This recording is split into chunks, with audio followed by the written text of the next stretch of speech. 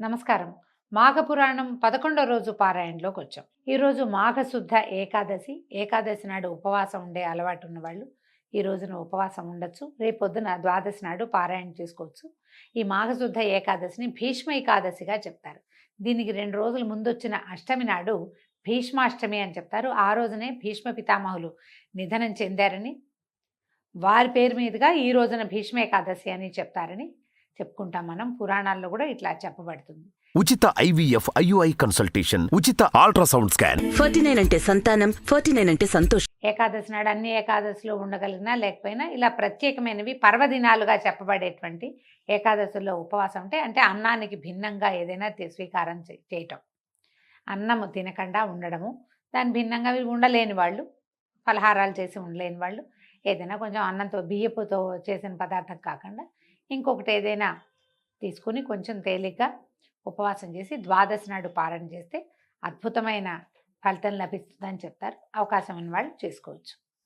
వశిష్ఠ మహర్షికి దిలీప మహారాజుకి జరుగుతున్నటువంటి సంభాషణలో భాగంగా మృగశృంగుడు అతని పుత్రుడైనటువంటి మృకండుని యొక్క వృత్తాంతం చెప్పబడింది.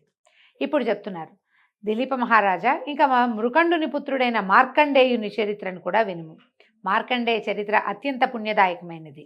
దీన్ని విన్నా చదివినా ఎవరైనా సరే భక్తులందరూ పరమ భాగవతోత్తములు కాగలరు. పైగా భగవంతుని కృపకి పాత్రులై సద్గతులను పొందగలరు. ఇప్పటిదాకా మనం విష్ణు పూజ చేయండి అని చెప్పాం. మృగశృంగుడు విష్ణువుని ప్రత్యక్షం చేసుకున్నాడు అని కథలో కూడా విన్నాం. ఇక్కడి నుంచి శివ పూజా విధానాన్ని తెలియజేస్తారు. మార్కండేయుడు పరమశివ భక్తుడు, మనకు తెలిసిందే కదా, అది చెప్తున్నారనమాట. శ్రద్ధగా వినమంటున్నారు. మార్కండేయుడు మృకండుని పుత్రుడు, మృగశృంగునికి మనవడు. 16 సంవత్సరములు మాత్రమే అంత చిన్న ఆయుష్ కలిగినటువంటి మృకండ కుమారుడు. ఇతడు మృకండునికి పార్వతీ పరమేశ్వరుల దయ వల్ల జన్మించిన వరప్రసాదం. అయితే సంతానహీనుడైన మృకండు సర్వేశ్వరుని పూజించి తపస్సు చేసి మెప్పించి దానివల్ల ఫలితంగా లభించిన కుమారుణ్ణి అల్లారు ముద్దుగా పెంచుకున్నాడు. రోజులు గడుస్తున్న కొందికి పిల్లవాడు పెరుగుతుంటే సంతోషం కంటే దుఃఖం పెరగటం మొదలుపెట్టిందట. కాలగమనంలో పిల్లవాడికి 5 సంవత్సరాలు నిండినాయి. తల్లిదండ్రులు బాలునికి ఉపనయనాది వైదిక కర్మలన్నీ పూర్తి చేశారు. అక్షరాభ్యాసం చేసి గురువు వద్ద విద్యాభ్యాసం చేయటానికి నిర్ణయించారు. అంటే మరి ఉపనయనానికి ముందు అక్షరాభ్యాసం లేదా అంటే లేదనుకుంటానండి. పురాణం ప్రకారం అట్లా చెప్తారు. ఉపనయనం చేసిన తర్వాతే విద్యాభ్యాసం. పైగా వీళ్ళు మనం చేసుకుంటున్నట్టుగా ఇప్పుడు గర్భాష్టమంలో 8వ 9వ ఏట, 7వ ఏట, 9వ ఏట, 11వ ఏట అట్లా కాకుండా కొంచెం 5 ఏళ్లకే, మనం అన్ని కథల్లోనూ 5 ఏళ్ళు నిండినే ఉపనయనం చేశారు లాంటివి కనపడుతూ ఉంటాయి. ఆ కాలం అది అయ్యి ఉంటుంది, అప్పుడు పద్ధతేమో అది. సరే, క్రమంగా పిల్లవాడు మార్కండేయుడు చదవటం రాయడం ప్రారంభించాడు. తన తండ్రి వల్లనే అచిరకాలంలోనే అన్ని శాస్త్రాలు ఔపోసన పెట్టాడు. వేదాంగాలను, పురాణ ఇతిహాసాలను, స్మృతులను పఠించాడు. సకల సద్గుణోపేతుడయ్యాడు. వినయ విధేయతలు, పెద్దల ఎడల గౌరవభావము ఇలాంటివి ఎన్నో మంచి గుణాలతోటి సద్గుణ సముపార్జితంగా ఉన్నాడు పిల్లవాడు. చదువు వల్ల కొంత సంస్కారం వస్తుంది, విద్యాబుద్ధులతోటి వస్తుంది అనుకోండి. అమ్మా నాన్నల వల్ల, తర్వాత మనం ఇంట్లో ఆచరించే విధానాల వల్ల అందరి పిల్లలు ఇలాగే ఉంటారు. ఎవరో విపరీతులుగా ఉంటారు కానీ. అయితే ఇతను ఎంత శాస్త్రపారంగతుడైనా కూడా మార్కండేయుని తల్లిదండ్రులైన మరుద్వతి మృకండులకు మాత్రము నిత్యము, నాయన కుమార, బాల్యం నందే నువ్వు సకల శాస్త్ర కోవిదుడు అయ్యావు. నీ తెలివితేటలు, బుద్ధి కుశలత అమోఘము. 10గురిలో మంచి పేరు తెచ్చుకున్నావు, సంతోషము. కానీ మార్కండేయ, నీవు నీ గురువుల పట్లను, పెద్దవాళ్ల పట్లను మరింత జాగరూకతతోటి, మరింత భక్తిభావంతో మెలుగు నాయన. పెద్దలు, ముని పుంగవులు, పరమ భాగవతోత్తములు, యోగి పుంగవుల ఆశీస్సులే నీకు శుభమంగళకరాలు అవుతాయి. కాబట్టి నువ్వు అట్లా చేసి వారిని మెప్పించి శుభాశీస్సుల్ని పొందునైనా, తద్వారా నీ ఆయుర్దాయం వృద్ధి పొందగలదు అని హితోపదేశం చేసేవాళ్ళు. పెద్దవాళ్ళతో మర్యాదగా మెలుగు, వాళ్ళు ఏదో చిరంజీవ, సమస్త సన్మంగళాన్ని భవంతు అలాంటి ఆశీర్వాదాలు ఇస్తారు. దానివల్ల నీ పుణ్యబలం పెరిగి ఆయుష్ వృద్ధి అవుతుందని పిల్లవాడికి బాగా ఇంకా వినయంగా ఉండు, ఇంకా బుద్ధిగా ఉండని, బుద్ధిమంతుడైన పిల్లాడికి ఇంకా చెప్తూ ఉండేవాళ్ళు. అయితే మార్కండేయుడికి 15 సంవత్సరాలు వచ్చాయి. రోజు రోజుకి తల్లిదండ్రులకి ఆందోళన పెరిగిపోతుందట. కారణం, పరమశివుడు ప్రసాదించిన వరప్రసాదమైన మార్కండేయుడికి ఇంకొక సంవత్సరమే గడువు ఉంది.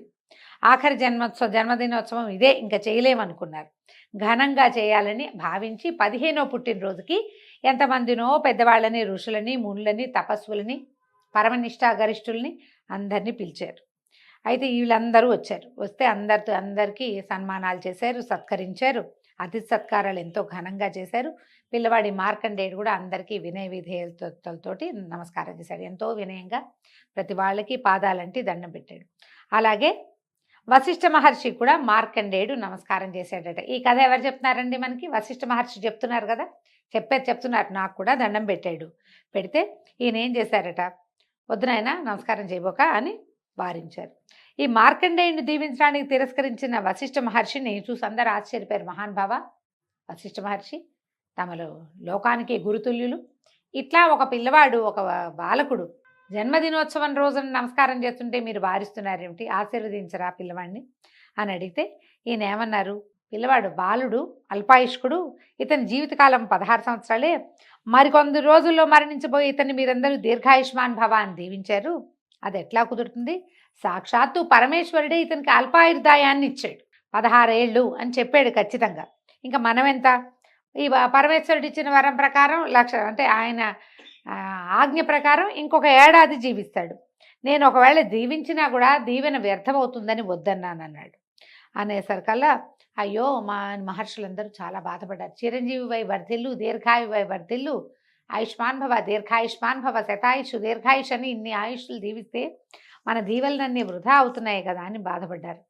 అప్పుడు అందరూ అడిగారట, మహానుభావ వశిష్ఠ మహర్షి, దీనికి వేరే తరుణోపాయం లేదా? మహర్షుల వాక్కులు వృధా అయిపోవాల్సిందేనా అని అడిగేసరికల్లా మనకున్నది ఒకటే మార్గం, ఈ మార్కండేయుని తీసుకుని బ్రహ్మదేవుడి దగ్గరికి తీసుకెళ్తామని కుర్రవాణ్ణి తీసుకుని బ్రహ్మదేవుడి దగ్గరికి సత్యలోకానికి వెళ్ళారట. వీళ్ళందరినీ చూసి వశిష్ఠ మహర్షి కూడా వచ్చేసరికి బ్రహ్మదేవుడు ఎంతో సంతోషిస్తే అప్పుడు పిల్లవాడు మార్కండేయుడు బ్రహ్మదేవుడికి నమస్కారం చేసేసరికల్లా దీర్ఘాయుష్మాన్ భవ, చిరంజీవిపై జీవించినాయనా అని చెప్పి దీవించారు. చిరంజీవిగా జీవించమన్నారు. అనేసరికల్లా అప్పుడు వశిష్ఠ మహర్షి ఈ మార్కండేయుడి జన్మ వృత్తాంతాన్ని చెప్పి తరుణోపాయం చెప్పమన్నారు. బ్రహ్మదేవుడు కూడా నాలి కోరుకున్నాడు అనమాట. ఆయన అయ్యో పొరపాటు చేశాం అని చెప్పి తెలియక ఈ పిల్లాడిని చిరంజీవిగా దీవించాను అని ఆలోచించి కుమారుడిని దగ్గర తీసుకున్నాడు. ఆ పిల్లవాడిని, నాయన సాంబశివుడే నీకు రక్ష, మహర్షులు అమోఘ వచస్కులు వీళ్ళందరూ నిన్ను దీవించారు, నేను కూడా దీవించాను. ఇలాంటప్పుడు నిన్ను రక్షించగలిగేవాడు పరమేశ్వరుడే అని చెప్పి మీరు వెళ్ళండి, పిల్లాడికి ఏం ప్రమాదం రాకుండా నేను చూసుకుంటానని ఋషులందరినీ పంపించేశాడు. పంపించి కుర్రాడికి చెప్పాడనమాట మార్కండేయుడికి, పుణ్యక్షేత్రమైన కాశీకి పోయి నిత్యము కాశీ విశ్వనాథుడిని మనసారా సేవించు, శివ పూజ విడవద్దు అని చెప్పి పంపించాడు. మార్కండేయుడు ఇంటికి వచ్చాక వీళ్ళు కాశీనగరంలో లేరు, కొంచెం యువతలుగా ఎక్కడ ఉన్నారు. నేను వెళ్ళి విశ్వనాథుడిని సేవించి వస్తానని, అంటే సంతానం కలిగాక సొంత ఊరికి వచ్చేసి ఉంటారు, గర్భవతి అయ్యాకో దర్శనం అయ్యి ఆయన నుంచి వరం లభించాక వెనక్కి వచ్చేసారు. అబ్బాయి మళ్ళీ కాశీ వెళ్తానని మొదలుపెట్టాడు. సరే వెళ్తాననేసరికి వీళ్ళు ఇంకా పిల్లవాడు బతికేది ఏడాది, ఈ ఏడాదిలో మనం పిల్లాన్ని మిస్ అయిపోతామని, అతను ఎక్కడ మరణిస్తాడో తెలియకుండా అయిపోతుంది కదా, అందుకని అలా పోగొట్టుకోవడం ఇష్టం లేక మేము కూడా వస్తామని చెప్పి భార్యాభర్త మళ్ళీ బయలుదేరారు. చాలా రోజులు శ్రమపడి కాశీ నగరానికి చేరి విశ్వేశ్వరుని సమీపంలోనే ఒక ఆశ్రమాన్ని నిర్మించుకుని ఉన్నారు. మార్కండేయుడు విశ్వేశ్వర సమీపంలో సాన్నిధ్యంలోనే శివధ్యానంలో మునిగి రాత్రింబవళ్ళు ఉండేవాడు. సదా శివలింగాన్నే సేవించేవాడు. కాలగమనంలో 16వ ఏట ప్రవేశించాడు. మరణం ఆసన్నమైంది. మార్కండేయుని జీవితకాలం పూర్తయిందని తెలుసుకున్న యముడు, భటులారా వెళ్ళండి, కాశీక్షేత్రంలో ఉన్న మార్కండేయుని ప్రాణాలని కొనిరండి అని ఆజ్ఞాపించాడు. యముని ఆజ్ఞ ప్రకారం యమదూతలు కాశీలో శివసన్నిధిలో ధ్యానం చేసుకుంటున్న మార్కండేయుని వద్దకు వచ్చి ప్రాణాలు తీసుకోబోయారు.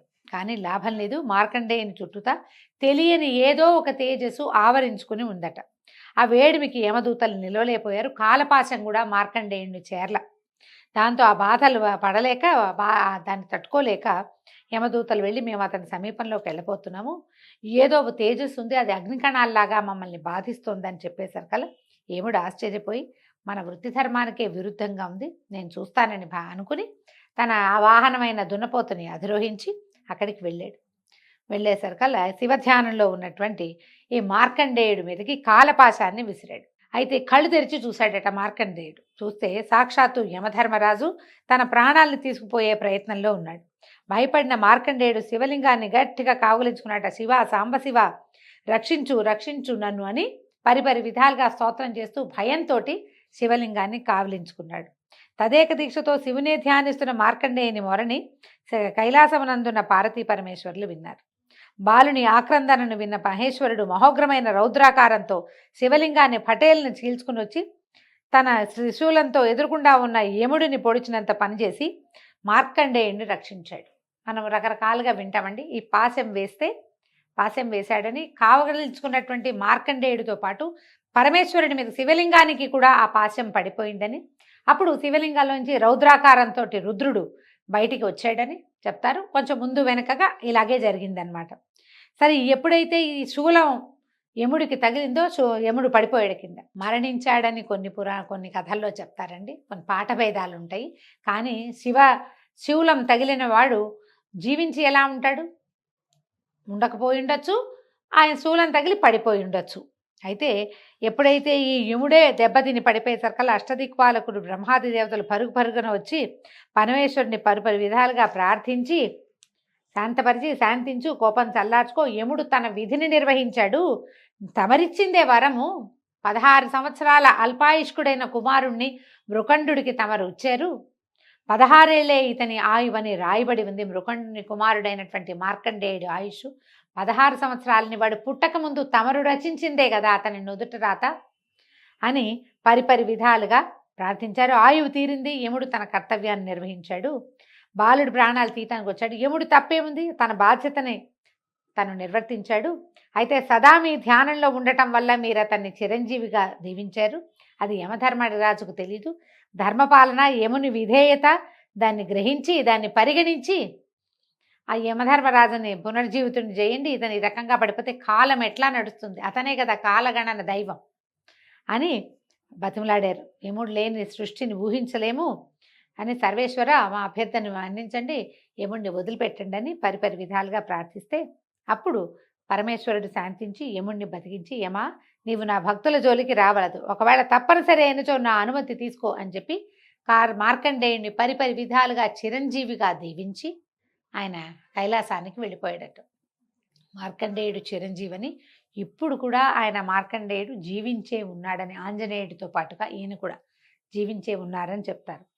పరమేశ్వరుని కృప వలన తన కుమారుడైన మార్కండేయుడు చిరంజీవి అయినాడని మృకండు పరమానందాన్ని చెంది తాను మాఘమాస వ్రతమును ప్రతి ఏటా ఆచరించినందువలనే తన కుమారుడు తనకి దక్కాడని నమ్మి మాఘమాస వ్రతాన్ని ఎల్లేడలా ఆచరించినట్లుగా చేశాడు. భగవంతుడటు చిరకాలం జీవించి చివరికి భగవంతుల్లో లీనమైపోయారని చెప్తారు. దీని తర్వాత ఆ కల్పాంతం దాకా ఆయన జీవించే ఉంటారని కూడా కొన్ని కథనాలు చెప్పబడతాయి. ఈ మార్కండేయ చరిత్రను విన్నను చదివినను ఆ పరమేశ్వరుని కృపకి పాత్రులై కైలాస ప్రాప్తిని పొందగలరు. మార్కండేయుని భక్తి శ్రద్ధలు, ధ్యానము, శివారాధన, పూజలు ఇత్యాదులన్నీ సర్వులు అలవర్చుకొని మా సర్వేశ్వరుని కృపకి పాత్రులై తరించండి.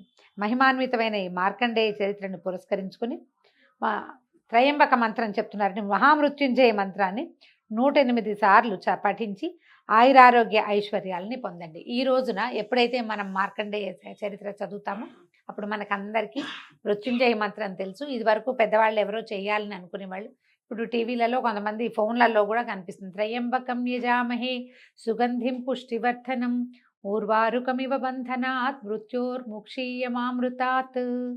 ఈ మంత్రాన్ని మనం 108 సార్లు చదువుకుంటే మంచిదట. మార్కండేయుడు పఠించిన మంత్రంగా ఇది చెప్పబడుతుంది. ఈ రోజుతోటి 11వ రోజు పారాయణ పూర్తయిందండి. రేపు ఉదయం 12వ రోజు పారాయణతోటి మళ్ళీ కలుసుకుందాం. నమస్కారం.